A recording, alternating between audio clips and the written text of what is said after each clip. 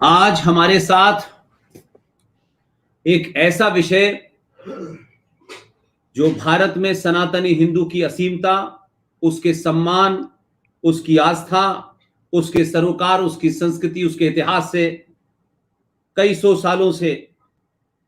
साल पहले जिसके साथ जघन्य अपराध किया।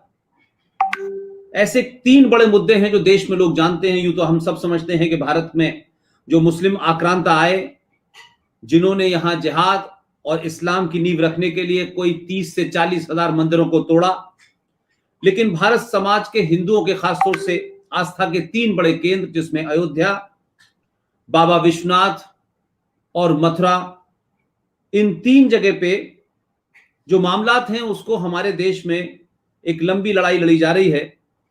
अभी पिछले साल जिस तरीके से अयोध्या पे फैसला आया, कोई 150 साल तक लड़ाई लड़ी, और उसके बाद आजकल 2 मुद्दे एक साथ ज्यादा गर्म हैं। उसमें एक तो मथुरा और ईदगाह का मामला है, और एक बनारस में बाबा विश्वनाथ का मामला है।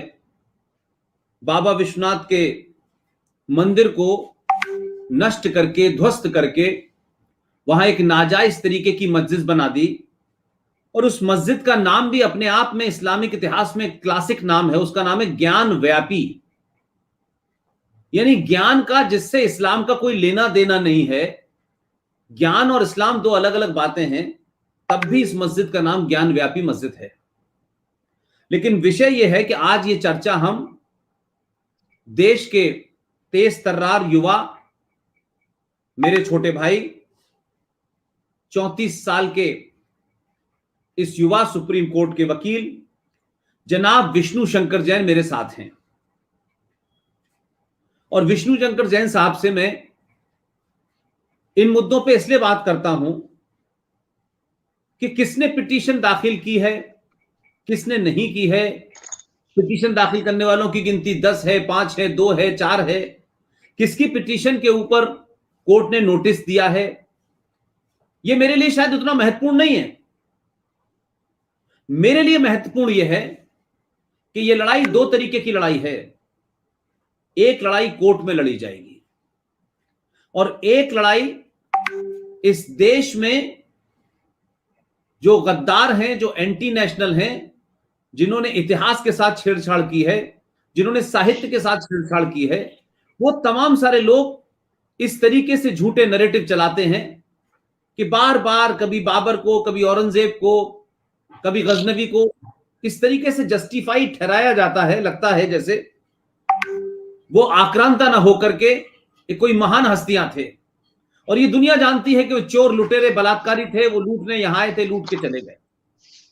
लेकिन आज विष्णु शंकर जैन जी से, जिन्होंने बनारस में काशी विश्वनाथ ज्ञान व्यापी मस्जिद के सिलसिले में कोई 3 सूट फाइल किए हुए हैं, और उनके तीनों सूट्स के ऊपर नोटिस भी हुआ है। और फिलहाल जो बनारस सिविल कोर्ट ने जो एक आदेश दिया है, वो विजय शंकर रस्तोगी साहब, जो एक वरिष्ठ वकील हैं, उनके शायद उस पे उनका कोई नोटिस हुआ है। और वो नोटिस ये है कि आर्कियोलॉजिकल सर्वे ऑफ इंडिया से कहा गया है कि आप खुदाई करके बताएं कि जहां ये एक नाजायज मस्जिद बनी हुई है, उसके नीचे क्या था। मैं समझता हूं इस वक्त देश में विष्णु शंकर जैन मुसलमानों के इस्लामिक स्कॉलर, मुसलमानों के सियासी फ्रॉड, सोशल लीडर और मुसलमान वकील जितने भी हैं, उनको सही तथ्यों के साथ, पूरे फैक्ट फिगर के साथ में, रेफरेंस के साथ में, जो विष्णु शंकर साहब की शैली है, उस शैली में ही इस देश के लोगों को, देशद्रोहियों को, आक्रांताओं को जवाब देना चाहिए। और आज जब मैंने उनको अपने बी सपोर्ट पुष्पिन कुलसेस पे आमंत्रित किया, तो उसके पीछे सिर्फ उनसे बातचीत करके कोई सवाल पूछना नहीं है। मैं चाहता हूं कि विष्णु शंकर जैन जब इस मामले पे बोले, तो देश के लोग, आम आदमी, जो लॉ को नहीं भी जानता है, जो कानून की पेचीदगियों को नहीं जानता है, वो किस तरीके से इंटेलेक्चुअली इक्विप्ड हो, कॉर्नर पे, पुलियों पे, चौराहों पे उन मक्कारों को घेरें और तथ्यों के साथ, फैक्ट के साथ उन बातों को कॉर्नर करें, ताकि देश के अंदर जिन लोगों ने पिछले 100-150 साल में गलतफहमियां फैलाई हैं, उनका हिंदू समाज तर्कपूर्ण, मर्यादित भाषा में जवाब दे सके। विष्णु शंकर जैन जी, आपने मेरी दावत कबूल की, इसके लिए बहुत बहुत धन्यवाद। मैं आपसे सिर्फ यह जानना चाहता हूं कि पहले तो ये इशू क्या है, और इस इशू के बाद में इस पे कंट्रोवर्सी कब से शुरू हुई, उस मुगल जो सल्तनत थी उस दौर में क्या क्या चीजें लिखी गई, उनका सारा रेफरेंस आपके पास है। तो देश को यह समझाएं कि ये ज्ञान जो मंदिर है वहां हुआ क्या था और क्या सत्य है, और क्या क्या आदेश दिए थे उस औरंगजेब ने इसको तोड़ने मिटाने के, उनकी डेट क्या है, रेफरेंस क्या है, ताकि देश का एक आम भारतीय सनातनी हिंदू तथ्यों पे मजबूत हो सके। मैं आपके पास फ्लोर देता हूं, आप अपनी बात कहें विष्णु शंकर जैन साहब। सर्वप्रथम धर्म संस्थापना के देवता भगवान श्री कृष्ण के चरणों में मेरा नमन, और माननीय पुष्पेन कुलशेष साहब का बहुत बहुत धन्यवाद कि उन्होंने मुझे ये अपॉर्चुनिटी दी कि मैं आप सबसे इंटरैक्ट कर सकूं और काशी विश्वनाथ के केस में जो हिंदू पक्ष है उसको मैं बता सकूं। मैं यहाँ पे सबसे पहले ये बताना चाहता हूं एज अ लॉयर और एज अ हिंदू ड्यूटी है कि यहाँ पे कोई भी लड़ाई ऐसी नहीं हो रही है क्रेडिट लेने की, और विजय शंकर रस्तोगी साहब का इस केस में जो समर्पण रहा है, उनका जो कंट्रीब्यूशन रहा है, उसको मैं क्या, इस समाज का कोई भी व्यक्ति नकार नहीं सकता है, पूरा समाज उनका ऋणी है। और उस लड़ाई को आगे कैसे बढ़ाया जाए, युवा पीढ़ी उसको आगे कैसे बढ़ाए, आज के नए लोग उसको आगे कैसे बढ़ाएं, इसलिए मैं आपके सामने आया हूं। मेरा कोई भी किसी से कोई प्रतिद्वंदता नहीं है, हम तो बहुत छोटे हैं सर, 34 साल के व्यक्ति हैं हम, हमेशा वो हमारे सीनियर हैं और सब लोगों के साथ मिलके ही ये लड़ाई लड़नी है। उनका भी जो सूट है रिप्रेजेंटेटिव सूट है। I appreciate your gesture, I appreciate your spirit, I salute you as a young man। आपने अपने बुजुर्गों का सम्मान, उनका जो क्रेडिट है वो उनको पूरा दिया, और मैं समझता हूं कि यही आपको बड़ा बनाता है, यही आपको महान बनाता है। विष्णु शंकर जी अपनी बात कहिए। सर देखिए, सबसे इंपॉर्टेंट बात यह है कि जो विजय शंकर रस्तोगी साहब ने सूट दायर किया 1991 में, वो रिप्रेजेंटेटिव सूट है। रिप्रेजेंटेटिव सूट का मतलब ये होता है कि वो पूरा समाज उसमें पार्टी है और उसमें जो भी ऑर्डर होता है वो पूरे समाज पे बाइंडिंग होता है। जैसे राम जन्मभूमि केस रिप्रेजेंटेटिव सूट था दोनों समुदायों के बीच में, वैसे ये सूट भी रिप्रेजेंटेटिव सूट है। और जो बाकी 3 सूट्स और दायर हुए हैं वो इंटरकनेक्टेड इश्यूज हैं, और सारी बातें एक ही बात मांग रहे हैं, सबका मकसद एक ही है, लक्ष्य एक ही है कि वो जगह मुक्त हो और जो हमारी अस्मिता थी, हमारा जो मंदिर था, उसको रेस्टोर किया जाए। अब मैं मूल अपने मुद्दे पे आता हूं कि मूल मुद्दा है क्या, जैसा आपने पूछा। देखिए, काशी विश्वनाथ का जो इशू है वो 18 अप्रैल 1669 को औरंगजेब के फरमान, जो अभी मैं डिटेल में बताऊंगा कि उसने फरमान जारी करके उसमें क्या कहा, उसको कब डिमोलिश किया, उससे पहले सबसे ज्यादा महत्वपूर्ण और इंपॉर्टेंट है काशी का महत्व समझना। क्योंकि जब हम कोई मंदिर की लड़ाई लड़ते हैं तो ये पूछा जाता है कि भाई आप इतने सारे मंदिर हैं, क्यों लड़ाई लड़ रहे हैं? ये तो हिंदुस्तान है, नेपाल, इतने सारे मंदिर इंडिया में, काशी की लड़ाई क्यों लड़ रहे हैं, मथुरा की लड़ाई क्यों लड़ रहे हैं? तो काशी क्या महत्व, काशी क्यों हमारे लिए सबसे ज्यादा इंपॉर्टेंट है, और आर्टिकल 25 के भारतीय संविधान का और आर्टिकल 21 के भारतीय संविधान का इसमें क्या रोल है, ये आपके सामने बताने के लिए मैं आया हूं। अब अगर अपनी बात को तथ्यों के आधार पर बोला जाए तो इसको ऐसे समझते हैं कि जो काशी का एरिया है पूरा, वो 5 कोस का एरिया अविमुक्त एरिया कहा गया है पुराणों में, और मैं एक एक पुराण का रेफरेंस 1 बाय 1 दूंगा। अविमुक्त एरिया कहा गया, अविमुक्त क्षेत्र, और ऐसा माना जाता है पुराणों में, शास्त्रों में, शिव महापुराण में भी, स्कंद पुराण में भी, कि इसको भगवान शिव ने स्वयं बनाया है, और प्रलय आने तक सृष्टि में सबसे पहला शहर यह था, और प्रलय आने तक आखिरी शहर यह रहेगा। ये मैं नहीं कह रहा हूं, ये पुराणों में लिखा है, मैं आपको विद रेफरेंस पेज नंबर बताऊंगा।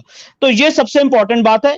और आदि विश्वेश्वर ज्योतिर्लिंग, स्वयंभू ज्योतिर्लिंग, जो 12 ज्योतिर्लिंग माने जाते हैं, उसमें से 5 स्वयंभू ज्योतिर्लिंग है, और ये one of the very first ज्योतिर्लिंग है, जहां पे भगवान शिव ने स्वयं इस सृष्टि में उत्पन्न हुए, जन्म लिया एक लिंग के फॉर्म। तो ये इस जगह की महत्ता है। और ये कहा जाता है पुराणों में कि जो भी काशी में जिसको मृत्यु मिलेगी या जो काशी के दर्शन करेगा वो मोक्ष का प्राप्त होगा। और अविमुक्त एरिया का मतलब होता है जो सांसारिक बंधनों से मुक्त हो जाए।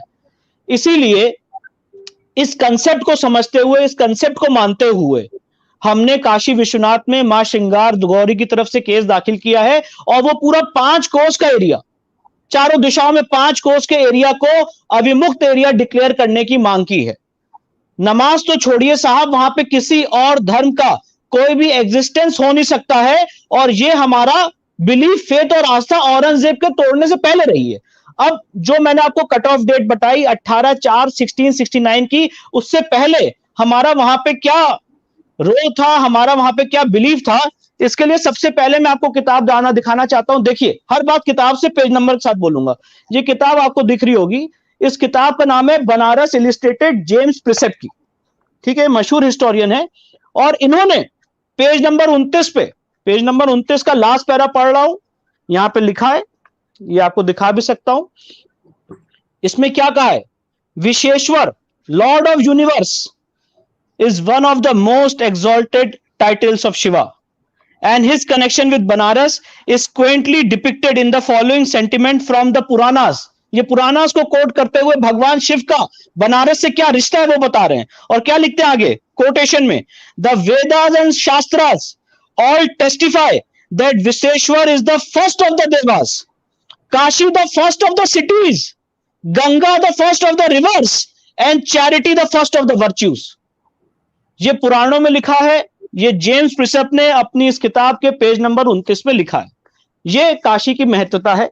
इसके आगे अगर हम आगे बढ़े तो सबसे इंपॉर्टेंट बात आती है हमारे पुराणों की, कि पुराणिक लॉ क्या है, पुराणिक नियम क्या है इस पे। तो ये देखिए, ये स्कंद पुराण में आपके सामने कोट करूंगा, और ये स्कंद पुराण लिखा गया है H.N. खंडेलवाल साहब ने। और इसके मैं आपको page number, para number, versus number बताऊंगा जिसमें काशी की इंपॉर्टेंस, काशी की महत्वता है। और हमने क्या किया है अपने सूट में, एक काम ये किया है, जो मैं आपको अपने सूट की कॉपी दिखा रहा हूं, संस्कृत में पुराण जो श्लोक है जो हमें सपोर्ट करता है वो कोट किया है, और उसका ट्रांसलेटेड वर्जन भी यहाँ पे कोट किया है। Page number, para number, verse number भी लिखा है। क्योंकि जब आप कोई भी ऐसा धार्मिक केस लड़ते हैं तो अपनी बिलीफ, फेथ, आस्था उस जगह पे दिखाना बहुत इंपॉर्टेंट होता है। राम जन्मभूमि में भी सुप्रीम कोर्ट ने कहा है उसके बिना आप कोई केस ऐसा नहीं लड़ सकते हैं। इसलिए काशी का केस क्यों हमारे लिए इंपॉर्टेंट है, काशी क्या महत्व रखता है, वहां पे क्या बिलीफ, फेथ, आस्था रही है हिंदुओं की टाइम इमेमोरियल से, सदियों से, सृष्टि के जन्म से, तो वो बात पुराणों में कैसे कही गई है वो आपके सामने बताने के लिए मैं हाजिर हूं। सबसे पहला स्कंद पुराण का वर्ष है, Skanda Purana chapter number 6 page number 58 वर्ष नंबर 71। दोबारा रिपीट कर रहा हूं, स्कंद Purana chapter number 6 page number 58 वर्ष नंबर 71। इसमें क्या कहा गया है, इंग्लिश वर्जन में ट्रांसलेट करके बोल रहा हूं। All the forsaken places are procured through Kashi. Nirvana, निर्वाणा को ब्रैकेट में समझाया है to get rid from the cycle of death and birth, जीवन मरण के साइकिल से उभरने के लिए, is achieved only after getting Kashi. Kashi पहुंचने के बाद ही जीवन मरण के साइकिल से आदमी को मुक्ति मिलती है। The benefit of nirvana is not achieved by any other means, even by residing in any other religious place. मुक्ति नहीं मिलेगी कहीं और रह के, अगर मुक्ति मिलेगी तो काशी में ही शरण लेके मुक्ति मिलेगी। ये पुराण के, स्कंद पुराण के चैप्टर नंबर 6 पेज नंबर 58 वर्ष नवंबर 71 में है। हमने अपने सूट में इसका संस्कृत वर्जन भी लिखा है, और पेज नंबर 12 में मेरे सूट के ये कोटेड है। और इसका इंग्लिश ट्रांसलेशन भी मैं आपके पढ़ के सामने सुना रहा हूं, क्योंकि आपके जो दर्शक हैं हो सकता है बाइलिंगुअल हूं, अलग अलग प्लेसेस के हों, इसलिए मैं इंग्लिश वर्जन पढ़ के सुना रहा हूं। दूसरा स्कंद पुराण का chapter number 7 page number 250 verse number 131। Second point, Skanda Purana chapter number 7 page number 250 verse number 131। इसमें क्या कहा गया है? The Avimukta area is in the circle of 5 kos. ये अविमुक्त एरिया जो अभी मैं आपको बता रहा था, ये 5 कोस में फैला हुआ, डिफाइंड है हमारे वैदिक शास्त्र में, शास्त्रिक कमांड है। At this place there is Vishweshwar Shivling which is jyotirlinga. ये बहुत इंपॉर्टेंट है, बहुत महत्वपूर्ण है। ये स्कंद पुराण का chapter number 7 page number 250 verse number 131। Skanda Purana ये आपके सामने है, यहां से हमने इसको लिया है और इसको कोट किया है। ये कोई मेरा बनाया हुआ डॉक्यूमेंट नहीं है, ठीक है। इसमें लिखा है कि Avimukta area is in the circle of 5 kos, 5 कोस में अविमुक्त एरिया है। और at this place there is Visheshwar Shivling which is Jyotirling. Next, Skanda Purana next, ये बहुत इंपॉर्टेंट वर्स है स्कंद पुराण का, chapter number 16 page number 242 verse number 25। इसमें क्या कहा गया है? Goddess Shakti is in the nature, is nature, मतलब जो प्रकृति है वो शक्ति के रूप में है। God is creator, Shiva. They have made this universe under their feet, they have created 5 kos area for their pleasure which can not be extinct even during pralay, प्रलय तक भी ये एरिया खत्म नहीं होगा। And so it is called Avimukta area, और इसीलिए इस एरिया को अविमुक्त एरिया कहते हैं। When there was no land, जब कोई जमीन नहीं थी, कोई पानी नहीं था, God created this area for his abode, भगवान ने अपने रहने के लिए जगह का निर्माण किया। हे कुंभज, ये ऋषि बोल रहे हैं स्कंद पुराण में अपने कुंभज को, nobody has knowledge about this secret, about the secret of this place, do not से दिस टू अ एथिस्ट, ये बात कभी उसको मत बताना जो भगवान में विश्वास नहीं रखता है। और इसीलिए ये सारी बातें जो हैं ये उन्हीं लोगों के लिए हैं जो आस्तिक है, जो नास्तिक है उनके लिए तो ये बात ही नहीं है। It is right to say that this is only for dharmadarshi, devotees, vinit, trikala, yajna, Shiv bhakt, shant and mumukshu. Next, Skanda Purana chapter number 99 page number 923 verse number 9। इसमें क्या कहा गया है? इंग्लिश वर्जन ट्रांसलेट बता रहा हूं। ओ goddess, there is not even a smallest area without influence of linga in 5 cos circle of Avimukta area. There is a book titled as Kashi रहस्य। अब ये इस स्कंद पुराण का वर्ष है जिसमें कहा गया है, हे भगवान, यहाँ पे कोई भी स्मॉलेस्ट एरिया नहीं है जो भगवान शिव ने जो यहाँ पे उत्पत्ति ली थी उसके उस लिंग के विशाल स्वरूप से अफेक्टेड ना हो, उसको हर आदमी ने उस समय महसूस किया। ये स्कंद पुराण में लिखा है। इसके बाद जो नेक्स्ट सबसे इंपॉर्टेंट बुक है ये है काशी रहस्य, ये डॉक्टर जगदीश नारायण दुबे ने लिखी है और इसमें भी बहुत सारे वर्सेस हैं। ये देखिए काशी रहस्य, ये बुक हमने प्रोक्योर की है और ये इसका फर्स्ट पेज है, इससे हम रेफर कर रहे हैं इसको, ये आप देख सकते हैं। ये हमारा कोई क्रिएटेड डॉक्यूमेंट नहीं है। और इसमें क्या लिखा है, इस काशी रहस्य के चैप्टर नंबर 2 में पेज नंबर 23 में वर्ष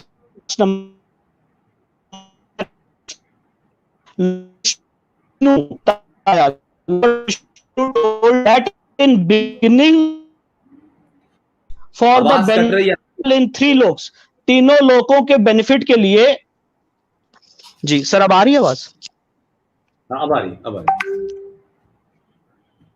सर, अब आवाज आ जी आ रही तो मैं आपको काशी रहस्य बता रहा था जी, काशी रहस्य बता रहा था, chapter number 2 page number 23 verse number 107। इसका ट्रांसलेटेड वर्जन पढ़ रहा हूं। Lord Vishnu told saints that in the beginning of establishing universe the lingam was established for the benefit of all in 3 lokas, तीनों लोकों के बेनिफिट के लिए सृष्टि के जन्म से भी पहले भगवान शिव ने यहाँ पे लिंग की स्थापना की थी। We remembered Shambhu and he came out in the form of lingam, हम लोग ने शंभू भगवान को याद किया, वो लिंग के फॉर्म में आए from our heart and went on lingering up to 5 kos. भगवान शिव ने यहाँ पे लिंग की स्थापना की, स्वयंभू ज्योतिर्लिंग की, और 5 कोस तक फैले। ये काशी रहस्य का चैप्टर है जो मैंने आपको वर्ष नंबर के साथ बताया। अब शिव महापुराण ये मेरे सामने है, ये हमने यहां से लिया है शिव महापुराण से, और इसमें ये ट्रांसलेटेड है शांतिलाल नागर द्वारा। इसके भी वर्ष नंबर पेज नंबर बता रहा हूं कि लोग आगे चल के काशी की महत्वता समझ सके। चैप्टर नंबर 22 और 23 इससे काशी से रिलेटेड है, और जो सबसे महत्वपूर्ण वर्ष है वो चैप्टर नंबर 22 पेज नंबर 590 श्लोक नंबर 21। इसमें क्या लिखा हुआ है शिव महापुराण में? Lord Shiva the supreme soul there had been consecrated as a shivling known by the name of Avimukta and spoke, you have been formed of my amsa as Jyotirling and therefore you never leave this place. भगवान शिव महापुराण में लिखा है कि शिव जी ने कहा कि तुम मेरे अंश से बने हो और कभी इस जगह को छोड़ना मत। इसके बाद चैप्टर नंबर 22 पेज नंबर 591 श्लोक number 27, those who cannot get redeemed elsewhere, जिनको कहीं भी मोक्ष या माफी नहीं मिलेगी, they also get redeemed at Kashi, उनको काशी में माफी मिलती है। The region of Panchkosh enormous ये it redeems one of the curse of the killings, तो हजारों हत्याओं का पाप भी यहाँ पे माफ होता है।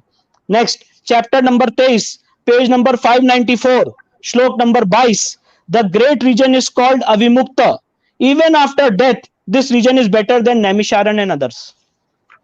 फिर next chapter number 23 page number 594 श्लोक number 34, this region is spread up to 5 kos. ये जो एरिया है, मतलब मैं आपको बताने की कोशिश कर रहा हूं, शिवलिंग आज जो आपने हमारा मंदिर तोड़ दिया तो तोड़ दिया, वो पूरा 5 कोस का एरिया हमारे लिए पवित्र है, सेक्रेड है, हमारे लिए पूजनीय है। मंदिर तोड़ देने से हमारा राइट नहीं खत्म हो जाता, और इसीलिए अपने सूट में हमने पूरा 5 कोस का एरिया मांगा है, और उसका शास्त्रिक कमांड क्या है वो मैं बता रहा हूं। तो उसमें क्या कहा है शिव महापुराण के चैप्टर नंबर 23 में पेज नंबर 594 श्लोक नंबर 34 में, this region is spread up to 5 kos as in all the directions, हर डायरेक्शन में 5 कोस में फैला हुआ है। One who dies in this region achieves nectar, जो यहाँ पे मृत्यु को प्राप्त होता है वो मोक्ष को प्राप्त होता है। और मुझे लगता है सारे धर्मों का एक ही सिद्धांत होता है, मुझे सारे धर्मों का शायद ज्ञान नहीं है, हिंदू धर्म का तो एक ही सिद्धांत है कि जीवन मरण के साइकिल से ऊपर निकलना है और मुक्ति का हमें मार्ग मिलना चाहिए। तो काशी जो है ये सारे हिंदू समाज के लिए मुक्ति का मार्ग है, और इसीलिए इसे अविमुक्त एरिया कहा गया है। तो ये हमारे लिए, इसलिए जब मैंने ये शो के कार्यक्रम की शुरुआत में कहा आर्टिकल 25 और आर्टिकल 21 के तहत ये हमारा रिलीजियस राइट है, इसको वापस लेना, इसको रेस्टोर करना, और वो पूरे एरिया को अविमुक्त एरिया डिक्लेयर करना। और मुझे लगता है वहां की जो सरकारें हैं, वहां के जो सांसद हैं, उन सबको भी इस चीज पे ध्यान देना चाहिए, इसके शास्त्रिक महत्व पे ध्यान देना चाहिए, उनकी नॉलेज में भी होगा भी। तो इस वीडियो से मैं और लोगों की नॉलेज में भी ले आया। अब जो हमने केस फाइल किया है मां श्रृंगार गौरी की तरफ से, तो इस पे भी शास्त्रिक नियम है, मैं ज्यादा टाइम नहीं वेस्ट करूंगा, सिर्फ रेफरेंस के लिए पेज नंबर वर्ष नंबर बताऊंगा। जो मां श्रृंगार गौरी की तरफ से हमने सूट फाइल किया, तो ये माना जाता है कि मां श्रृंगार गौरी भगवान शिव की आदि शक्ति हैं, और इसलिए उनको अर्धनारीश्वर भी कहा जाता है। और बिना मां श्रृंगार गौरी की पूजा अर्चना के आपके दर्शन पूरे नहीं होते। और ये बात भी इसी समय आपके सामने बताना चाहूंगा कि मां श्रृंगार गौरी की वो मस्जिद आज की तथाकथित मस्जिद के वेस्टर्न साइड में है, जिनकी फोटो रोज दिखाई जाती है। और पहले तो वहां रोज पूजा होती थी, पर जब बाबरी मस्जिद का किस्सा हुआ तो प्रशासन ने उस पर रोक लगा दी, और अब साल में एक बार उसकी पूजा की जाती है, साल में एक बार। और अभी 16 तारीख को, इस 16 अप्रैल को वहां पे पूजा होनी है। अब ये अलग सवाल है कि साल में एक ही बार पूजा क्यों, हमारा वहां पे लॉ एंड ऑर्डर मेंटेन करना तो स्टेट का सब्जेक्ट है, और वहां हर दिन पूजा होनी चाहिए, और हम वहां पे किसी भी तरह की नमाज को आज जो हो रहा है बाधित नहीं कर रहे हैं। तो जो मस्जिद की वेस्टर्न साइड है, हमें वहां पे पूजा करने की इजाजत दी जाए। और ये भी एक दूसरा सवाल उत्पन्न होता है कि ऐसी कौन सी मस्जिद है इंडिया में जिसके वेस्टर्न साइड में मां श्रृंगार गौरी हैं और उनकी पूजा हो रही है? अगर ऐसी कोई मस्जिद है तो लोग बताएं। तो अब इस जो मैंने आपको बात बताई कि यहाँ पे वेद पुराण में मां श्रृंगार गौरी का क्या रेफरेंस है, तो स्कंद पुराण में चैप्टर नंबर 99 और 100 में ये बात लिखी हुई है जो मैं बोल रहा हूँ कि मां श्रृंगार गौरी के दर्शन के बिना मां पूजन नहीं हो सकता है, कंप्लीट नहीं होता है आपका दर्शन आदि विश्वेश्वर जी का। और चैप्टर नंबर 100 में पेज नंबर 1007 में वर्ष नंबर 61 से 70 यही बात कही गई है। काशी खंड चैप्टर नंबर 100 यही बात कही गई कि गौरी जी की यात्रा वहां पे हर तृतीया को अमावस्या के निकाली जानी चाहिए। अब ये सारी बातें मैंने आपको बताई हमारे रिलीजियस बिलीफ, फेथ, आस्था, और वो प्लेस हमारे लिए कितनी इंपॉर्टेंट है इसको बताने के लिए। अब मैं आता हूं औरंगजेब के फरमान पे, और औरंगजेब के फरमान को बताने से पहले मैं आपको ये हिस्ट्री भी बताना चाहता हूं कि इस प्लेस को 1193 में सबसे पहले डिमोलिश किया था मोहम्मद बिन गौरी ने। मोहम्मद गौरी के जो कमांडर है कुतुबुद्दीन ऐबक, उसने 1193 में डिमोलिश किया था। और जो बात मैं आपके सामने कह रहा हूं सर, ये विद अथॉरिटी कह रहा हूं, ये सुप्रीम कोर्ट ने भी अपने जजमेंट में नोट किया है, उसका भी बैकग्राउंड में बताऊंगा। जो हिस्ट्री में बता रहा हूं ये कोई मेरी लिखी हुई हिस्ट्री नहीं है, ये ऑलरेडी रिकॉर्डेड है, जुडिशियल प्रोनाउंसमेंट है, 1997 एससीसी है, सुप्रीम कोर्ट का जजमेंट है जस्टिस रामास्वामी का भी, उसको मैं डिटेल में एक्सप्लेन करूंगा। पर अभी रेफरेंस के बता रहा हूं कि ये जो हिस्ट्री में आपको सामने बोल रहा हूं इसकी ऑथेंटिक लीगल वैल्यू है by Supreme Court, not by me. अब इसमें क्या कहता है, इसकी हिस्ट्री क्या है? 1193 में मोहम्मद गौरी ने इस मंदिर को तोड़ा, उसके जो कमांडर थे कुतुबुद्दीन ऐबक। इसके बाद 1585 में राजा टोडरमल जो अकबर के 9 रत्नों में से एक थे, उन्होंने इसको बनाया। और उसके बाद 1669 में औरंगजेब ने इस फरमान जारी करके यहाँ पे मंदिर को ध्वस्त किया, डिमोलिश किया। अब औरंगजेब का जो फरमान है वो सबसे क्रूशल है, वो सबसे इंपॉर्टेंट है कि वो फरमान क्या कहता है। और मैं चाहूंगा कि आज आप सबके सामने मैं औरंगजेब का वो फरमान पढ़ के सुनाऊं, सबको बताऊं और वो फरमान क्या कहता है। अब ये फरमान कहां से लाए हम, ये फरमान आया कहां से, तो ये भी बहुत इंपॉर्टेंट बात है कि भाई साहब आप जो फरमान बोल रहे हैं, क्योंकि न्यूज चैनल और डिबेट्स में कहा जाता है कि अरे कहीं से भी फरमान उठा के ले आए, आप तो कैसे बोल सकते हैं। तो साहब ये जो फरमान है, ये किताब है हिस्ट्री ऑफ इंडिया, ये एच.एम. इलियट और जॉन डॉसन ने लिखी है और इनके पास ओरिजिनल फरमान था, इन्होंने कोट किया है। और इनका जो इन्होंने जो फरमान कोट किया है, ये पेज नंबर 183 पे कोट किया, वॉल्यूम 7। ये जो वॉल्यूम 7 दिख रहा है, इसके पेज नंबर 183 में ये फरमान कोटेड है और वहां से हमने एक्सट्रैक्ट किया, अपने सूट में लगाया। और यहां पे भी एक बात बताना चाहता हूं, इंडियन एविडेंस एक्ट की सेक्शन 57 के तहत इन हिस्टोरिकल बुक्स की लीगल वैल्यू होती है और कोर्ट इसकी जुडिशियल नोटिस ले सकता है। राम मंदिर के केस में भी बहुत सारी ऐसी हिस्टोरिकल किताबें सुप्रीम कोर्ट के लेवल पे भी डायरेक्टली मुस्लिम पक्षकारों ने और हिंदू पक्षकारों ने साइट की और जिसको सुप्रीम कोर्ट ने परमिट किया, इस पे ऑब्जेक्शन भी उठा था, सुप्रीम कोर्ट ने उसमें डिटेल्ड ऑर्डर पास किया कि सेक्शन 57 में इन सारी बुक्स की हम जुडिशियल नोटिस ले सकते हैं। तो ये जो बुक है इसमें ये फरमान कोटेड है और मैं वहां से फरमान पढ़ के सुना रहा हूं। ये फरमान क्या कहता है, 1804-60-69 को फरमान जारी हुआ। 1804-60-69 it reach the year of his majesty, बादशाह सलामत के कानों तक पहुंचा, the protector of the faith, that in the province of Thatta, Multan और बनारस, कि बनारस, मुल्तान और ताता के प्रोविंस में, स्पेशली इन द लेटर मतलब बनारस के राज्य में ज्यादा, फूलिश ब्राह्मण्स, बेवकूफ ब्राह्मण, were in the habit of expounding frivolous books, वो उनकी आदत थी फर्जी बुकें फैलाने की, चलाने की अपने स्कूलों में। And that students and learners, Muslims as well Hindus, went there even from long distances, led by a desire to become acquainted with the wicked sciences they taught. और वहां पे मुसलमान और बाकी धर्म के लोग और हिंदू लोग जा रहे थे और उनसे सीख रहे थे।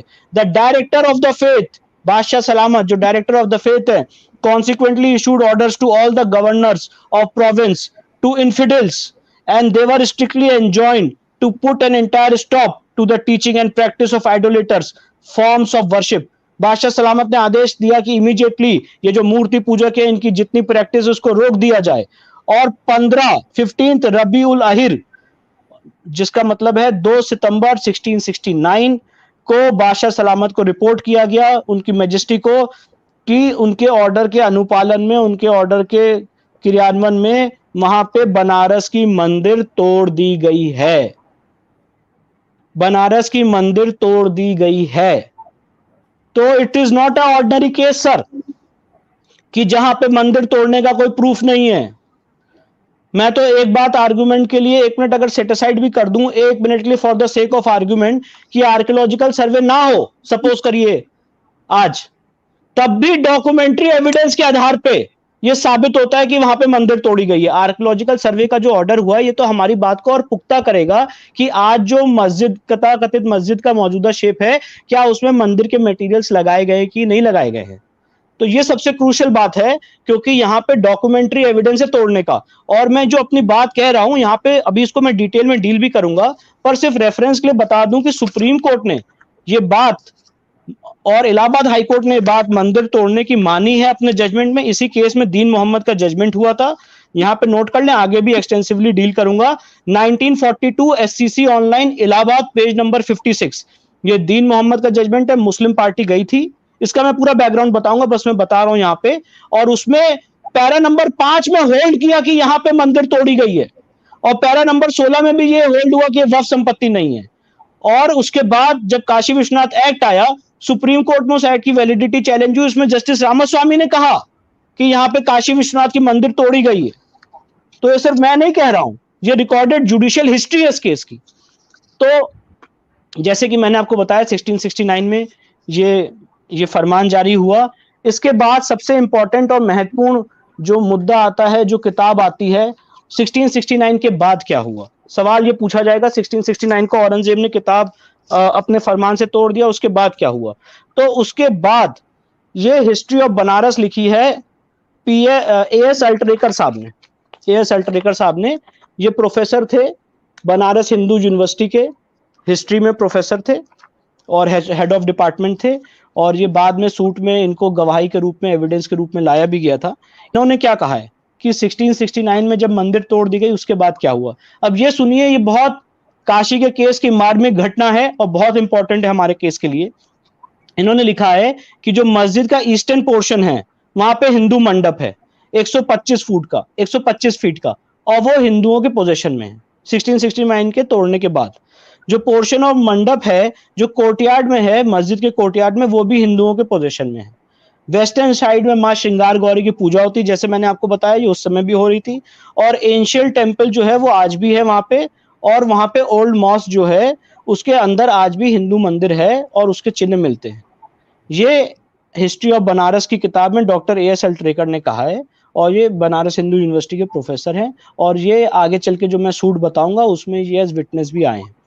इसके बाद जो आज हम मंदिर का स्वरूप देख रहे हैं, जिसे हम काशी विश्वनाथ कहते हैं, उसे काशी विश्वनाथ कहते हैं, आदि विश्वेश्वर नहीं कहते हैं, क्योंकि आदि विश्वेश्वर ज्योतिर्लिंग तो तोड़ दिया गया, वो उस मस्जिद के अंदर था। तो जो अहिल्याबाई होलकर ने, ये जो आज हम जहां पूजन अर्चन करते हैं और जहां पूजा करते हैं, ये अहिल्याबाई होलकर ने 1777 और 1780 में बनाया, जो इंदौर की रानी थी, और उसे काशी विश्वनाथ मंदिर का नाम दिया गया। इसके बाद एक सबसे इंपॉर्टेंट डॉक्यूमेंट है 1809 का। 1809 की घटना ऐसी है कि वहां पे हिंदुओं ने दोबारा उस पूरे एरिया में अपना कब्जा कर लिया, और 30 दिसंबर 1810 30 दिसंबर 1810 को डीएम वॉटसन, जो वहां के डीएम थे बनारस के वॉटसन साहब, उन्होंने लेटर लिखा प्रेसिडेंट काउंसिल को, सजेस्टिंग टू हैंड ओवर ज्ञान व्यापी टू हिंदूज फॉर एवर। जो बनारस के उस समय के डीएम थे, उन्होंने लेटर लिखा कि भाई ये पूरा एरिया हिंदुओं को हमेशा के लिए दे दिया जाए। इसके बाद जो अभी मैंने जेम्स प्रिसेप की किताब बताई, उसमें 1822 में इन्होंने लिखा है, बहुत मार्मिक घटना है, कि हिंदू वहां पे मस्जिद की तल पे, प्लिंथ पे पूजा अर्चन करते हैं और मानते हैं कि उनके देवता, उनके ईश्वर आज भी इनविजिबल फॉर्म पे वहां पे हैं। और ये M.A. शरिंग ने भी अपने एक्सटेंसिवली लिखा है अपनी किताब में कि वहां पे टेम्पल्स के रिमेन्स, डिस्ट्रॉयड रिमेन्स आज भी नंगी आंखों से देखे जा सकते हैं। तो ये सारी इस केस की हिस्टोरिकल बैकग्राउंड है, तोड़ने के डॉक्यूमेंट्स, तोड़ने के बाद के डॉक्यूमेंट्स, और उसके पहले के हमारे बिलीफ, फेथ और आस्था और वर्शिप के डॉक्यूमेंट्स और प्रमाण। अब इसके बाद आते हैं, जब ये सारे किस्सा हो गया, तब एक दीन मोहम्मद साहब थे, बनारस के रहने वाले थे, उन्होंने एक सिविल सूट दायर किया। अब ये बड़ा इस पूरे मामले का इंटरेस्टिंग पहलू है। दीन मोहम्मद साहब ने एक सिविल सूट फाइल किया, सिविल सूट नंबर है civil suit number 62 of 1936, civil suit number 62 of 1936। और इसमें उन्होंने ये मांगा कि ये जो पूरा रकबा नंबर है, जो settlement plot number 9130, Kashi Vishwanath का जो इस समय एरिया है, वो रेवेन्यू रिकॉर्ड्स में दर्ज है एज सेटलमेंट प्लॉट नंबर 9130। उन्होंने ये मांगा कि ये पूरा भैया 9130 वर्क प्रॉपर्टी डिक्लेयर किया जाए और उनको राइट दिया जाए वहां पे नमाज पढ़ने का। तो इस केस में पहली बात तो हिंदू पार्टी नहीं था, ठीक है, और इस केस में हिंदुओं ने जब पार्टी बनने की दरखास्त दी तो वो खारिज कर दी गई कोर्ट द्वारा, और हाई कोर्ट तक भी वो दरखास्त खारिज हो गई। इस केस में पार्टी थी उस समय की ब्रिटिश सरकार, और उस समय की ब्रिटिश सरकार ने क्या स्टैंड लिया, ये बड़ा दिलचस्प है और देखने वाला है। उन्होंने एक जवाब दाखिल किया, हलफनामा दाखिल किया, वो रिटर्न स्टेटमेंट भी मेरे पास है। उस रिटर्न स्टेटमेंट की पैरा 2 में उन्होंने क्या कहा कि ये संपत्ति वक्फ संपत्ति नहीं है। ये बहुत इंपॉर्टेंट है, बहुत इंपॉर्टेंट है, क्योंकि किसी भी मस्जिद के लिए, वैलिड मस्जिद के लिए वक्फ संपत्ति होना बहुत इंपॉर्टेंट है। अगर वक्फ नहीं है तो मस्जिद नहीं हो सकती है। तो जो उस समय की गवर्नमेंट ऑफ इंडिया थी, उन्होंने कोर्ट में हलफनामा दिया कि ये वैलिड वक्फ नहीं है, और यहाँ पे जो मूर्तियां थी ये मुगल शासन से पहले थी, पैरा नंबर 11 में अपने WS में लिखा है, और अपने रिटर्न स्टेटमेंट के पैरा नंबर 12 में कहा कि इस संपत्ति का मालिक औरंगजेब नहीं था, और as per Islamic law it can not be dedicated to Allah. ये उस समय की सरकार ने कहा, और ट्रायल कोर्ट ने ये केस पार्टली अलाउ किया था। दीन मोहम्मद साहब उनकी रिलीफ से खुश नहीं थे, वो हाई कोर्ट गए। हाई कोर्ट में अपील नंबर है, अपील नंबर 466 ऑफ 1937, और ये जो मैं जजमेंट बता रहा हूं दीन मोहम्मद का, ये फाइनली हाई कोर्ट से डिसाइड हुआ। और हाई कोर्ट का साइटेशन है, पहले भी बताया था, दोबारा रिपीट कर रहा हूं, 1942 SCC online Allahabad, page number 56। और इसका ना पैरा नंबर 5 और 16 बहुत क्रूशियल है, बहुत क्लिंचिंग है। उसमें क्या कहा गया है, पैरा नंबर 5 में कि इसमें तो कोई कंट्रोवर्सी नहीं कि वहां मंदिर डिमोलिश किया गया, मंदिर तो डिमोलिश किया गया है। और पैरा नंबर 16 में कहा कि वक्फ संपत्ति नहीं है। ये दीन मोहम्मद साहब उन्हीं के केस में जिसपे मुस्लिम रिलाई करते हैं, ये उनके केस की फाइंडिंग है, तो ये उस पर रिलाई कर रहे हैं, तो ये उन पे बाइंडिंग है। उनको ये भी पढ़ना चाहिए, पैरा नंबर 5 और 16 दीन मोहम्मद का आराम से चश्मा लगा के अच्छे से पढ़ना चाहिए, तभी सही मतलब निकलेगा। और उसमें यह भी कहा पैरा नंबर 16 में कि नमाज पढ़ लेने से हक नहीं हो जाता, आप घुस के कहीं पे नमाज पढ़ लें उससे आपका कोई राइट नहीं बन जाता। ये उन्हीं के केस में पैरा नंबर 16 में इलाहाबाद हाईकोर्ट ने फैसला दिया। इसके बाद एक बहुत महत्वपूर्ण घटना हुई जो मैं आपके सामने लाना चाहता हूं। काशी विश्वनाथ एक्ट यूपी सरकार ने पास किया, काशी विश्वनाथ एक्ट 1983। और ये जो बात मैं कहने जा रहा हूं, ये मुझे लगता है हमारा one of the strongest arguments है। मुझे इसमें कोई डर नहीं है कि ये आर्गुमेंट और भी हिंदू समाज के लोग ले लें और भी सूट फाइल कर दें। अच्छी बात है, जितने सूट फाइल हो हम वहां पे जीतें और उसकी विक्ट्री हो, ये हमारा पर्पज है। अब ये जो आप पूरी कंट्रोवर्सी देख रहे हैं कि भाई प्लेसेस ऑफ वर्शिप एक्ट से तो ये केस बार्ड है और प्लेसेस ऑफ वर्शिप एक्ट 1991 में आ गया, तो ये सूट कैसे चल सकता है? ये पूछना चाहिए कि ये यूपी सरकार का एक्ट है काशी विश्वनाथ के केस में, काशी विश्वनाथ एक्ट 1983, और इसका सेक्शन 4 सब क्लॉज 9 क्या कहता है। और जो बात मैं कह रहा हूं ये आगे सुप्रीम कोर्ट ने भी कही है 1997 के जजमेंट को, उसको भी मैं बताऊंगा, पर ये मान के चलिए कि जो मैं बोल रहा हूं वो सुप्रीम कोर्ट के जजमेंट के आधार पर बोल रहा हूं। सेक्शन 4 सब क्लॉज 9 क्या कहता है? Temple means the temple of आदि विश्वेश्वर। मंदिर मतलब मंदिर ऑफ आदि विश्वेश्वर। आदि विश्वेश्वर काशी विश्वनाथ नहीं लिखा है। Temple means the temple of आदि विश्वेश्वर, जो तोड़ा गया, popularly known as Kashi Vishwanath Temple, situated in the city of Varanasi, which is used as a place of public religious worship and dedicated to or for the benefit of or used as a right by the Hindus as place of public religious worship of Jyotirling and includes, अब ये बहुत crucial है, क्या क्या include करते, मतलब temple की सीमाएं क्या क्या हैं, and includes all subordinate temple shrines, सब shrines and the स्थान, आस्थान मतलब जो मैं 5 कोस की बात कर रहा हूं अविमुक्त एरिया की, अस्थान, and all other images and deities, mandaps, mandaps जो अभी मैंने आपको बताया कि 5 मंडप थे, well, tanks and other necessary structures and land appurtenant thereto and additions which may be made thereto after appointed date. मतलब जो कुआं, टैंक, मंडप, जो जितनी चीजें आज मस्जिद में पाई जा रही हैं वो सब ऑलरेडी सेक्शन 4(9) में मंदिर की संपत्ति मानी गई हैं। ये यूपी सरकार का एक्ट है। और सेक्शन 5 में ownership of the temple and its endowment shall vest in the deity Kashi Vishwanath, ये पूरी ओनरशिप भगवान की वेस्ट हो गई, निहित हो गई, ये डिक्लेयर कर दिया गया। और यहां पे 2 बातें बताना मैं चाहता हूं। राम जन्मभूमि केस में ये बात उठी थी कि क्या जो इतिहास में हुआ है वो क्या हिस्टोरिकल रॉन्ग को रेक्टिफाई किया जा सकता है? तो पैरा 646 में राम जन्मभूमि के जजमेंट में सुप्रीम कोर्ट ने फाइंडिंग दी और उसमें उन्होंने कहा कि अगर उसको सॉवरेन रिकॉग्नाइज करे तो उसको किया जा सकता है। तो ये तो सॉवरेन ने रिकॉग्नाइज कर लिया है हमारा राइट, तो इसको इंप्लीमेंट कर दीजिए साहब। फिर तो राम जन्मभूमि के जजमेंट के पैरा 646 के हिसाब से है, जिसमें कहा गया है कि ऐतिहासिक गलतियां अगर क्योर करनी है तो सॉवरेन क्योर कर सकता है और उसको जो सब्सिक्वेंट सॉवरेन है उसको रिकॉग्नाइज करना चाहिए। तो औरंगजेब ने जो तोड़ा था जब इंडिया इंडिपेंडेंट हुआ, उस समय की जो राज्य सरकार थी जिसको इस पे कानून बनाने का हक था, उसने आदि विश्वेश्वर को मान लिया, उस एरिया को मान लिया, मंडप को मान लिया, कुएं को मान लिया, सब श्राइन्स को मान लिया, हर चीज को उन्होंने मान लिया और सारी प्रॉपर्टी डेटी में निहित कर दी। तो जब ऑलरेडी सारी संपत्ति भगवान में निहित हो चुकी है तो suit places of worship act से बाहर कैसे होगा? प्लेसेस ऑफ वर्शिप एक्ट तो 1991 में आया, उससे पहले ही सारी संपत्ति भगवान को घोषित की जा चुकी bye act of UP government, act of legislature. और इसके बाद इस एक्ट को चुनौती दी गई हाई कोर्ट में, उसके बाद मामला सुप्रीम कोर्ट तक पहुंचा और सुप्रीम कोर्ट के जजमेंट का मैं साइटेशन यहां पे बताना चाहूंगा, 1997 4 SCC पेज 606।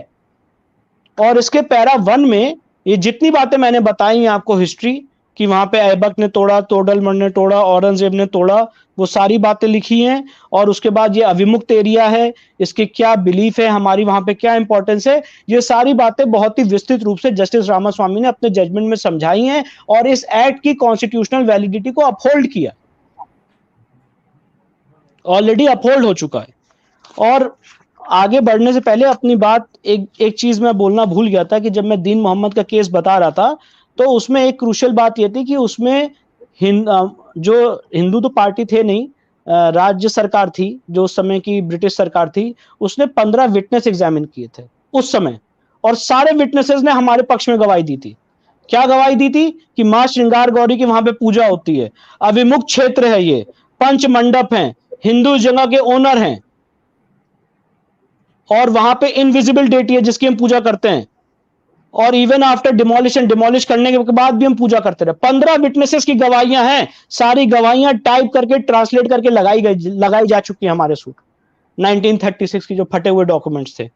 तो ये इस केस की लीगल हिस्ट्री, लीगल पहलू है, और सुप्रीम कोर्ट का जो जस्टिस रामास्वामी का जजमेंट है वो बहुत इंपॉर्टेंट है। अब मैं उस मुद्दे पे आना चाहता हूं जिसमें आप रोज, क्योंकि ये सारा बैकग्राउंड देना बहुत जरूरी था, अब आप रोज सुनते होंगे कि भाई ये suit places of worship act से बार्ड है और इसीलिए केस नहीं चल सकता।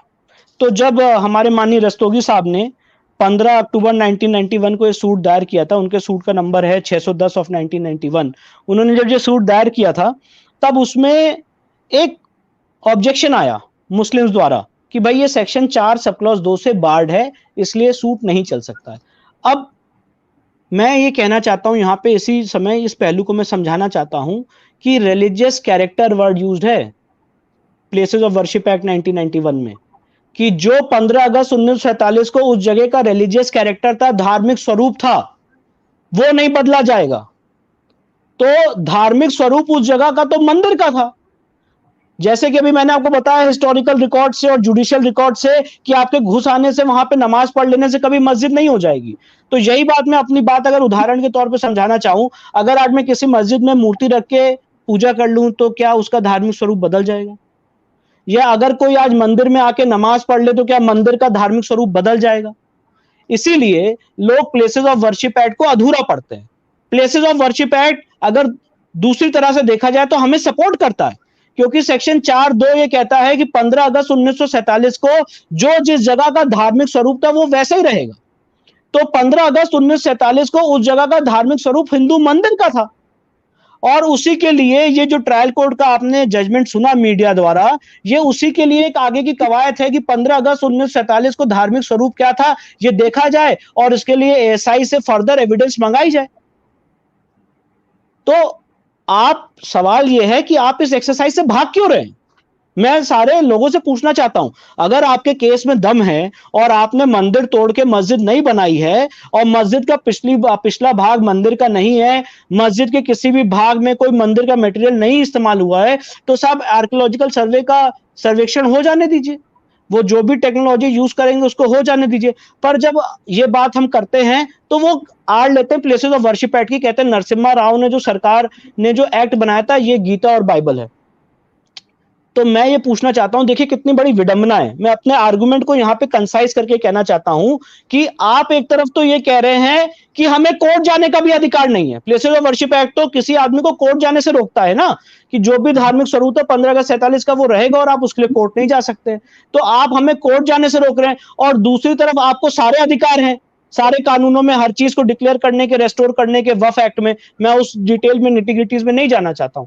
तो सवाल यह है कि ये किस तरह की विडंबना है जितने मुस्लिम लीडरान हैं उनकी, कि आप हमें सवाल पूछने से रोक रहे हैं। अगर आपने मंदिर तोड़ के मस्जिद नहीं बनाई है तो आइए साहब सूट में 2-2 हाथ हो जाएं, तर्क का मैदान है, और डिसाइड हो जाए कि किसने वहां मंदिर तोड़ी थी कि नहीं तोड़ी थी, 15 अगस्त 1947 को क्या धार्मिक स्वरूप था।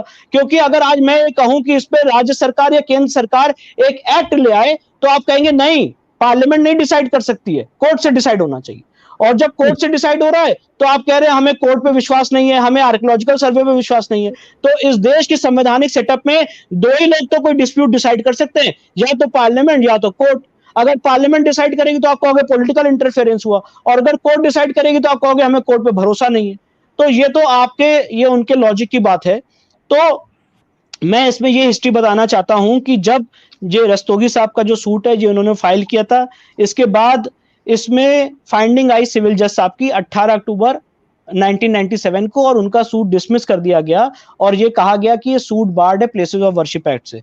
उसके अगेंस्ट हिंदू पक्ष हाईकोर्ट गया और 23/9/1998 को डिस्ट्रिक्ट जज साहब डिस्ट्रिक्ट कोर्ट गया। 23/9/1998 को डिस्ट्रिक्ट कोर्ट ने अलाउ किया और कहा कि नहीं, ये सारी बातें जो मैं कह रहा हूं एविडेंस के रूप में सूट में देखी जाएंगी। और इसके अगेंस्ट अंजुमन इंतजामिया जो मस्जिद कमेटी है, वो 8 अक्टूबर 1998 को हाईकोर्ट गई।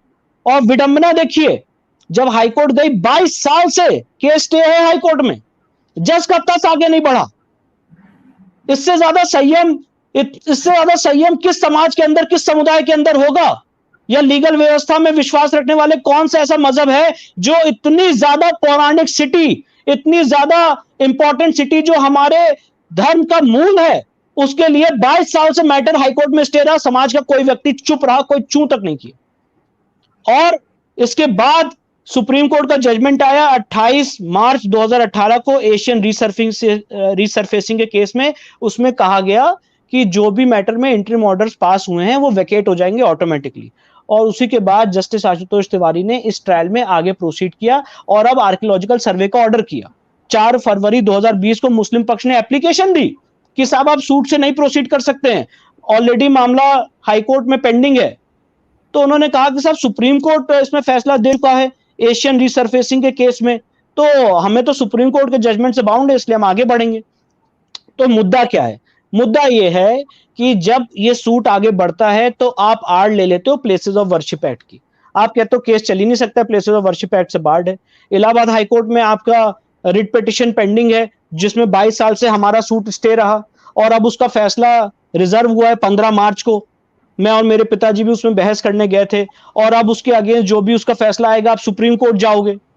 तो आप तो जितने साइड के इश्यूज हैं उसको लेके लड़ रहे, मेन इश्यू पे तो आइए, मेन मुद्दे पे तो आइए, मेन सूट को तो लड़िए, मेन ट्रायल को तो आगे बढ़ाइए। आप मेन ट्रायल को आगे नहीं बढ़ा रहे हैं, आप कह रहे हैं suit places of worship act से बार्ड है। अब प्लेसेस ऑफ वर्शिप एक्ट की कॉन्स्टिट्यूशनल वैलिडिटी भी ऑलरेडी सुप्रीम कोर्ट में अंडर चैलेंज है और इलाहाबाद हाई कोर्ट में भी उसमें मामला पेंडिंग है जिसमें जजमेंट आने वाला है और हमें पूरी उम्मीद है कि उस जजमेंट में भी हम जीतेंगे और हाईकोर्ट की फाइंडिंग आएगी कि सारा मामला ट्रायल में देखा जाएगा। अब इसके अगेंस्ट वो सुप्रीम कोर्ट आएंगे, वहां पे लड़ाई होगी कि भाई ये सूट चल ही नहीं सकता है। तो सवाल ये है, मुद्दा ये है, सूट क्यों नहीं चल सकता है? अगर आपके केस में दम है, आपने वैलिड मस्जिद बनाई है, आपने वक्फ बनाई है और आपके बादशाह सलामत ने नहीं तोड़ी है, तो आइए तर्क के मैदान में एविडेंस लीड करिए। सिर्फ नमाज पढ़ लेने से कहीं आपका हक नहीं हो जाता। और सबसे इंपॉर्टेंट बात मैं ये बताना चाहता हूं कि जब ये सारी बातें हो रही हैं तो इसीलिए आर्कियोलॉजिकल सर्वे का जो डायरेक्शन हम पढ़ते हैं, इसका जो पेज 11 में पैरा 5 है, ये इस पूरे ऑर्डर की आत्मा है। पेज 11 पैरा 5 वो क्या कहता है कि आर्कियोलॉजिकल सर्वे का मेन पर्पस क्या होगा, प्राइम पर्पस क्या होगा। मैं इसको पढ़ के बता भी देता हूं, उसके बाद अपनी वाणी को विराम दूंगा। इसका प्राइम पर्पस ये होगा, archaeological survey shall be to find out as to whether religious structure standing at the present at the disputed site is a superimposition, alteration or addition, or there is any structural overlapping of any kind with or over any other religious structure। तो मतलब court ने direct किया है कि आप जाके देखिए कि वहां पे क्या कोई मंदिर का मटेरियल लगाया गया है कि नहीं लगाया गया आज के मौजूदा स्ट्रक्चर में, और लगाया गया तो वो मंदिर का स्ट्रक्चर कितना पुराना है। अब इस कवायद से, इस एक्सरसाइज से किसी को कैसे कोई आपत्ति हो सकती है, और अगर आपत्ति हो रही तो मुझे लगता है ये संवैधानिक व्यवस्था है। 22 साल हमने संयम रख के चुप रहे और उसके बाद जब ये ट्रायल प्रोसीड कर रहा है तो आपने, मैं सारे जिलानी साहब, जफर आप जिलानी साहब और जितने मुस्लिम लीडर ने उनकी बातें सुन रहा था, वो कह रहे थे जब इलाहाबाद हाईकोर्ट में 15 मार्च को प्लेसेस ऑफ वर्शिप एक्ट का मुद्दा पेंडिंग है, उसमें जजमेंट रिजर्व हो गया है, तो ट्रायल कोर्ट को प्रोसीड नहीं करना चाहिए। यही बात तो कह रहे हैं इतने दिनों से, पिछले 2 दिनों से मीडिया चैनलों पे। तो उनसे पूछिए कि जब एशियन रीसरफेसिंग के केस में सुप्रीम कोर्ट ने सारे इंटरिम ऑर्डर वेकेट कर दिए और उनका ये एप्लीकेशन उन्होंने जज के सामने मूव किया था कि आप ट्रायल पे ना प्रोसीड करिए, वो एप्लीकेशन रिजेक्ट हो गया, उसके अगेंस्ट वो हाई कोर्ट गए, वो कोई ऑर्डर नहीं ले पाए, तो ट्रायल कोर्ट ने लीगली प्रोसीड किया है। और अगर अल्टीमेटली मैं एक बार आर्गुमेंट के लिए मान भी लूं कि प्लेसेस ऑफ वर्शिप एक्ट से केस बार्ड है, तो जब सुप्रीम कोर्ट इसमें अल्टीमेटली डिसाइड करेगी तो ये सूट खत्म हो जाएगा। पर कम से कम उतना हम टाइम तो बचा लें। अगर आज आर्कियोलॉजिकल सर्वे का ये सर्वेक्षण हो जाता है तो सारी चीजें पब्लिक डोमेन में तो आएंगी नहीं, ये सारी चीजें सील कवर में कोर्ट के सामने रहेंगी। और अगर अल्टीमेटली वो जीत जाते हैं, जो उनका सबसे स्ट्रॉन्गेस्ट पॉइंट है प्लेसेस ऑफ वर्शिप एक्ट का, तो ये वैसे का वैसे डेड डॉक्यूमेंट हो जाएगा। और अगर नहीं जीतते हैं तो ये जो टाइम है, जैसे मैंने आपको बताया 22 साल वेस्ट हुए, अगले 2-3 साल ना वेस्ट हो, ये उसके लिए काम आएगा कि जब सुप्रीम कोर्ट अल्टीमेटली होल्ड कर देगी, सपोज करिए हमारे पक्ष में, कि ये सूट में ट्रायल में देखा जाएगा, एविडेंस में लीड किया जाएगा कि 15 अगस्त 1947 को क्या स्थिति थी, तो ये तब हमारा जो 2 साल 3 साल तो बचेंगे। ऑलरेडी हमने इतना संयम रख के, इतना धैर्य रख के ये लड़ाई लड़ रहे हैं। तो ये सारी बातें आपके सामने रखनी थी। बहुत बहुत आपका आभार और धन्यवाद कि आपने ये मौका दिया कि काशी विश्वनाथ का केस आपके सामने एक्सप्लेन कर सकें। और कोशिश यही है कि इस केस में हिंदू समाज का, हिंदू जन भावनाओं का पक्ष कोर्ट में रखें और हिंदू आपस में एकजुट होकर कोर्ट के सामने लड़ें और इस क्षेत्र को अविमुक्त क्षेत्र घोषित करें। यही हमारी कोशिश है। हमारी कोशिश किसी से कोई प्रतिस्पर्धा की नहीं है, किसी धर्म के खिलाफ कोई देश नहीं है। जो इतिहास में तलवारों की नोक पे हुआ है, आज की देश में, आज के इस मॉडर्न कॉन्स्टिट्यूशनल एरा में, आज की जुडिशरी उसको कलम से रेक्टिफाई करे, ये इस चीज की लड़ाई है। इसके लिए मैं आपके सामने बात रखना चाहता हूं।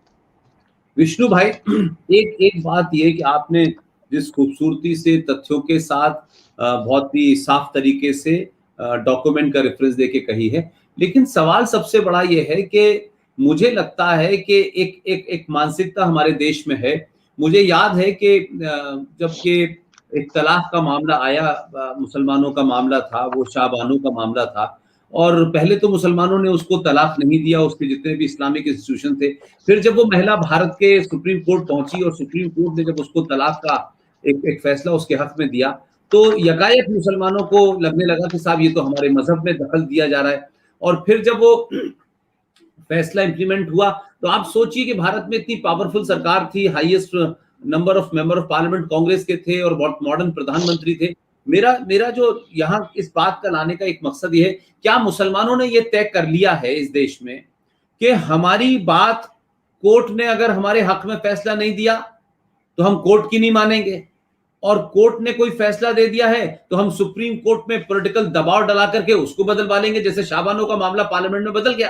तो ये तो एक वो मानसिकता है जो भीड़ तंत्र में विश्वास रखती है, जो तर्कों में नहीं रखती, लॉजिक में नहीं रखती, रेफरेंस में नहीं रखती। आप कहते हैं भारत की, कल भी मैं देख रहा था एक बहुत दो कौड़ी का एक वकील है, वो अक्सर घूमता रहता है, वो ये कह रहा था बैठा हुआ कि साहब हम तो भारत की आर्कियोलॉजिकल सर्वे ऑफ इंडिया पे हमारा यकीन ही नहीं है। अरे कोई तुम अल्लाह मियां हो क्या कि तुम्हारा यकीन नहीं है? तुम्हारा जहां यकीन हो फिर वहां जाओ। अगर तुम इसी निजाम में रह रहे हो, उसी सिस्टम में रह रहे हो, तो आपको पार्लियामेंट माननी पड़ेगी, आपको कॉन्स्टिट्यूशन मानना ही पड़ेगा। या आपकी ख्वाहिश नहीं हो सकती कि आप जब दिल चाहे संविधान को मानेंगे, जब दिल चाहे नहीं मानेंगे, और अगर कुछ नहीं होगा तो हम दिल्ली की तरह दंगा कर देंगे, फिर हम लोगों को डराएंगे, धमकाएंगे। तो ये जो मानसिकता है, जितनी आपने साफ गोई से एक एक चीजों को रखा है, मैं बार बार टेलीविजन पे भी देखता हूं कि जिस तरीके से लोग आते हैं और वो एक कुतर्क ज्यादा करते हैं और इमोशनल ज्यादा होने की कोशिश करते हैं, और यकायक अब एक नया कि नहीं नहीं नहीं नहीं भाईचारा बना रखना है तो इन बातों को मत उठाओ। अरे भाई मेरे, इस भाईचारे की बुनियाद पे ये मुल्क दो हिस्सों में बंट गया, मजहब के नाम पे बटा, मुसलमान हिंदू के नाम पे बटा,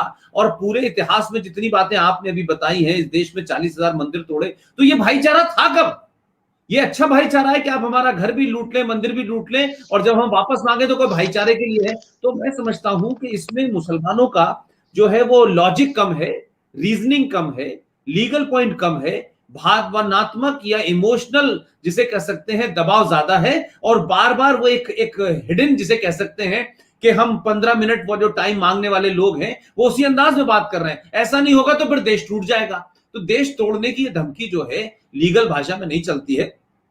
तो आप मुझे ये बताएं आखिर में कि मुसलमानों की तरफ से अब तक जितनी बात आपने डिबेट में देखी है या कोर्ट में आई है, कोई आपको ऐसी बात लगती है कि किसी कोई मुद्दा, उनका कोई पॉइंट ऐसा है जिसको सच में लॉजिकली मतलब बहुत मुश्किल है काउंटर करना, या वो मुद्दा है ही नहीं, या वो लॉजिक उनका जो है बहुत स्ट्रांग नहीं है, सिर्फ कहने के लिए है या लड़ने के लिए है, और लड़ते लड़ते उसका एक पॉलिटिकल उसका उसका स्वरूप बनता है और फिर राजनीतिक दबाव बनना शुरू होता है, फिर इस देश में सेकुलरिज्म की दुकानें चल लगती हैं। मैं जानना चाहता हूं कि इस मुद्दे पे जितनी बात आपने हिंदुओं के पक्ष से रखी है और मुसलमानों के भी कुछ बातों को टच किया है, क्या मुसलमानों के पास इस पे, क्योंकि ये केस तो अयोध्या से बिल्कुल अलग है, ये तो जमीन के ऊपर है सब कुछ, वहां तो जमीन के नीचे का मामला था, ये और मथुरा के मामले में तो एकदम सफेद और काले का अलग अलग मामला है। तब फिर भी इस पे मुसलमान किस बुनियाद पे कुतर्क कर रहे हैं, किस बुनियाद पे इस तरीके की बातें कर रहे हैं जिससे लगता है कि नहीं साहब वो जो है 1991 का अपने हक में लेने लगते हैं और फिर जब वहां से हटते हैं तो फिर भाईचारे की बात आ जाती है और फिर कहते हैं इतिहास की गलती। तो ये कौन सा कोई तर्क नहीं है उनका, कोई एक आध तर्क अगर आपको लगता हो एक एडवोकेट के नाते, एक वकील के नाते, तो आप उसको भी बताएं कि क्या उनका कोई तर्क में कहीं कोई जान है। देखिए सर, मैं एक ऐसा वकील हूं जो मुझे हमेशा से ट्रेनिंग मिली है मेरे सीनियर्स द्वारा कि जो भी आपने बहुत अच्छा सवाल पूछा, जो भी दूसरे आदमी का भी आर्गुमेंट है उसको भी अप्रिशिएट करके मीट करके चलना चाहिए। ये लॉ का पहला सिद्धांत है, ये नहीं मानना चाहिए कि जो आप कह रहे हैं वही सही है और वही बेस्ट है। और मैं वो व्यक्ति हूं जिसने 40 से 42 दिन तक जब राम जन्मभूमि की सुनवाई हुई थी तो मुस्लिम पक्षकार भी मीडिया में नहीं ब्रीफ करते, तो उन्होंने जो आर्गुमेंट किया एग्जैक्ट हूबहू वो वैसे ही मैंने मीडिया को ब्रीफ किया। तो अगर आपके सामने बात कहना चाहता हूं, आपने पूछा उनके आर्गुमेंट का बुनियाद क्या है, ये बात मैं आपके सामने बहुत संजीदगी से बहुत सीरियसली कहना चाहता हूं। उनके आर्गुमेंट का बुनियाद सर ये है कि औरंगजेब को अपना बादशाह मानते हैं। और कल रिपब्लिक चैनल पे उनके एक प्रवक्ता ने बात कही भी कि औरंगजेब तो मेरा हीरो है।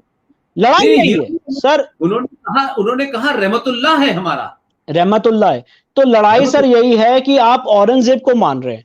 आप अगर इस देश के संविधान में और अपने इस्लाम पे यकीदा रखते हैं, किसी भी इस्लामिक स्कॉलर से पूछ लीजिए अराउंड द वर्ल्ड, और सर आप तो इतना ज्यादा इस मामले में अध्ययन है और आपका कि वो शायद अनपैरेलल्ड है, अनमैच्ड है, कोई भी इस्लामिक स्कॉलर ये नहीं कह सकता है कि मंदिर तोड़ के मस्जिद बनाई जा सकती है।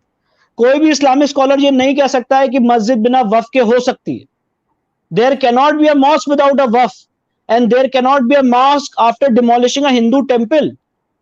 तो जहां पे जब हम आपको डिमोलिशन का ऑर्डर दिखा रहे हैं, राम मंदिर के केस में तो आपने आर्गुमेंट किया कि साहब डिमोलिशन का ऑर्डर ही नहीं है, ठीक है, इसके एवज में आपको 5 एकड़ मिल गए, जबकि सराउंडिंग एविडेंसेस काफी थी। यहां पे तो डिमोलिशन का डायरेक्ट ऑर्डर है, दो जजमेंट आपको सामने फेस कर रहे हैं। दीन मोहम्मद पैरा 5 और 16, justice Ramaswamy 1997 four supreme court 4SCC page 606, जिसमें कह रहे मंदिर तोड़ी गई और कैसे हिस्ट्री है, क्या बिलीफ फेथ है, वो तोड़ी गई। तो यहां पे मैं अपना आपको एक तरफ अपना बिलीफ फेथ दिखा रहा हूं और दूसरी तरफ इस्लामिक लॉ दिखा रहा हूं, हिंदू लॉ भी दिखा रहा हूं कि हिंदू लॉ में बहुत सेटल्ड है कि once a property of a deity always remains deity's property. अगर कोई संपत्ति भगवान की है तो वो हमेशा भगवान की रहेगी, राजा भी उसको नहीं ले सकता है।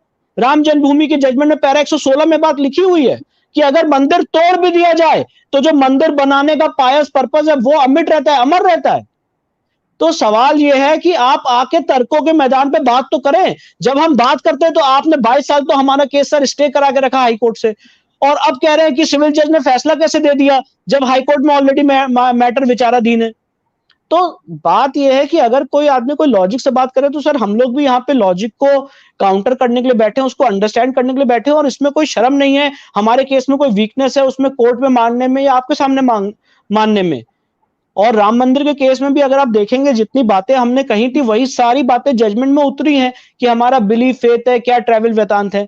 तो जो आपने सवाल पूछा वो पूरा लड़ाई एक्चुअली उन दो विचारधाराओं की है जो ये मानते हैं कि जो तलवार की नोक पे हुआ वो रहेगा, उनके बादशाह सलामत, जो मुगल थे वो उनके बादशाह सलामत थे और उनके जो उन्होंने किया उनके कृत्यों पे उनका हक है। और दूसरी तरफ हम लोग हैं जो संविधान में आस्था रखते हैं और ये कहते हैं कि भाई जो भी चीजें कोर्ट डिसाइड कर।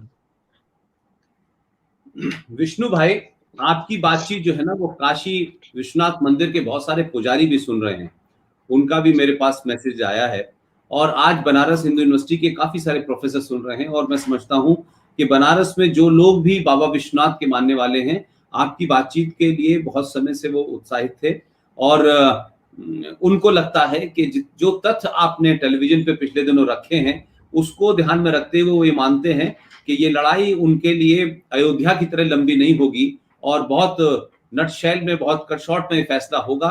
उन तमाम सारे लोगों के लिए जो बाबा विश्वनाथ की पूजा कराते हैं, हर थोड़े थोड़े समय के बाद वहां पुजारी बदले जाते हैं और हजारों वहां कार्यकर्ता हैं, वो सब आपकी बात को सुन रहे हैं। आप उनको अगर 2 मिनट में ये भरोसा दिला पाएं कि इस लड़ाई में अंतिम विजय सनातनी हिंदुओं की होगी, अगर तथ्यों पे, लॉजिक पे, रीजन में, कोर्ट में आर्गुमेंट हो, और डराने और धमकाने की बात अगर होगी तो वो एक अलग बात है, लेकिन कोर्ट में हिंदू पक्षकारों को आपकी बहस के सामने कोई मुसलमान वकील, कोई मुसलमान विद्वान आपके सामने नहीं टिक सकता। ये भरोसा आप बनारस के उन तमाम करोड़ों लोगों को जो आज आपकी बात को सुन रहे हैं और आपको ये मानते हैं कि आप जिस बेहतरीन तरीके से अपने तथ्यों को रखते हैं, आपने अपने अपने अपोनेंट के लिए कोई रास्ता नहीं छोड़ते कि कोई वो नया डॉक्यूमेंट ऐसा लेके आए जो आप नहीं लाए हैं। तो मैं आपसे चाहूंगा उन्हें सीधे भाषा में क्या आप मैसेज देना चाहते हैं? सर देखिए, मैं आपको एक बात बहुत विनम्रता से कहना चाहता हूं कि मैं और मेरे पिताजी इस प्रोफेशन में, और मेरे पिताजी ने मुझे यही सिखाया है कि इस प्रोफेशन में ये कोशिश करनी चाहिए कि हम समाज को क्या दे सकें। जब मैं इस प्रोफेशन में आया था तो 2 रास्ते थे मेरे सामने। एक कमर्शियल लॉयर बनने के थे कि अपना पैसा कमाऊं, अच्छे फ्लैट्स लूं, अच्छी गाड़ी लूं, अच्छे वेकेशंस के लिए प्लान करूं, और दूसरा रास्ता था अपने धर्म के लिए, अपने कौम के लिए लड़ाई लड़ने। तो मैंने दूसरा रास्ता इख्तियार किया, और जो मैंने आपके सामने फैक्ट्स रखे हैं इसमें बहुत दिन तक रिसर्च की गई है। इसमें कोई भी ऐसी बात नहीं है जो अगेंस्ट द डॉक्यूमेंट्स या रिकॉर्ड है, और भगवान शिव आदि विशेश्वर ने स्वयं इसकी अनुभूति हमें दी है, उनका आशीर्वाद हमें है, उसकी अनुभूति, उसका एहसास मुझे है, मेरे पिताजी को है। उन्होंने इस उम्र में इसमें इतना डिटेल्ड अध्ययन किया, इतनी रिसर्च की, इतनी ड्राफ्टिंग की है। तो मैं सारे पुजारी संतों को, महात्माओं को ये आपके माध्यम से यकीन दिलाना चाहता हूं कि इसमें, इस लड़ाई में जब भी ये कोर्ट ट्रायल में डिसाइड, जब भी ये मामला कोर्ट में डिसाइड होगा, इसमें विजय आर्य सनातन वैदिक हिंदू धर्म की ही होगी। और हमने जो इतिहास में खोया है, अपनी उस काशी नगरी को, अविमुक्त क्षेत्र को घोषित करा के 5 कोस के एरिया को हिंदू समाज को सौंपेंगे, और ये हम लोगों के लिए मुक्ति का स्थान है, सबसे दिव्य और सबसे पवित्र स्थान है।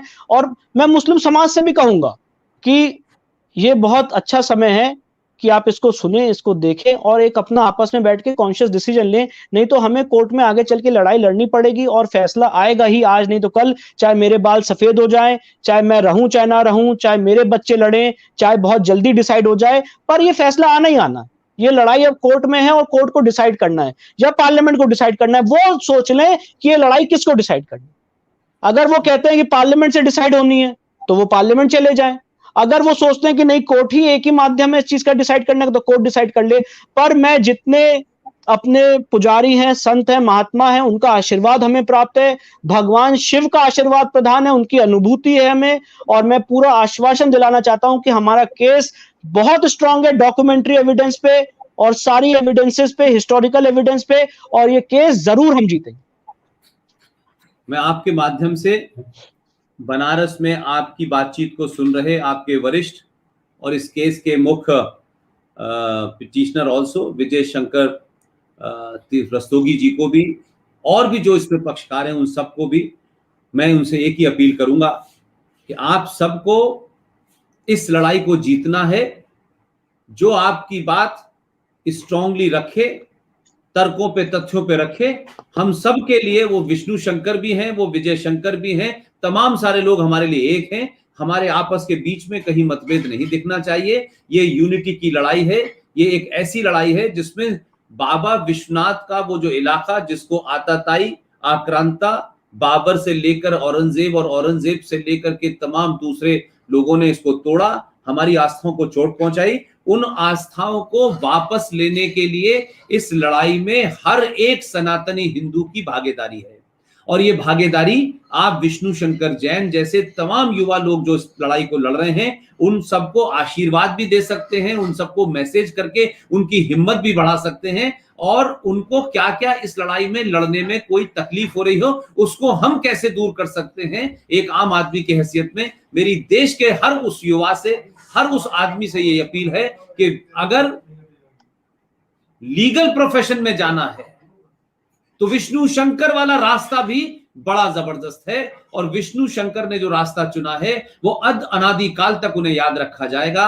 और बहुत से दूसरे रास्ते हैं, कॉर्पोरेट है, हमने देखा है कैसे कैसे वकील हैं जो एमपी भी बन जाते हैं, फिर वकालत भी करने लगते हैं, फिर वो फिक्सिंग भी होती है, फिर वो किस तरीके से मैनेज करते हैं, वो भी एक रास्ता है। ये तय आपको करना है कि अनादिकाल तक जिंदा रहना है या सिर्फ अपने जीवित रहते हुए ही तक जिंदा रहना है। विष्णु शंकर जी, आप इस केस के सिलसिले में जब भी कोई अपडेट हो हम लोगों को जरूर बताएं, क्योंकि जो लीगल भाषा है वो बहुत सारे लोग नहीं समझ पाते हैं। आप उसको इतने आसान तरीके से समझाते हैं कि जो एक आम आदमी है वो उसको समझ पाता है। लिहाजा मैं एक बार फिर अपनी पूरी टीम की तरफ से, वी सपोर्ट कुलशेष की तरफ से, तमाम वो लोग जो बनारस के हैं, जो मथुरा के हैं, जहां आज आपको लोग सुन रहे हैं, उन सब की शुभकामनाएं मैं आपको देता हूं और उन सबको भरोसा दिलाता हूं कि विष्णु शंकर जैन सिर्फ एक 34 साल का वकील नहीं है। इस आदमी के अंदर एक ऊर्जा है, एक विजन है, एक क्लैरिटी है। इनकी इस ऊर्जा को, क्लैरिटी को, इस विजन को बनाए रखें, अपना आशीर्वाद इन्हें दें। बहुत बहुत धन्यवाद। Thank you very much.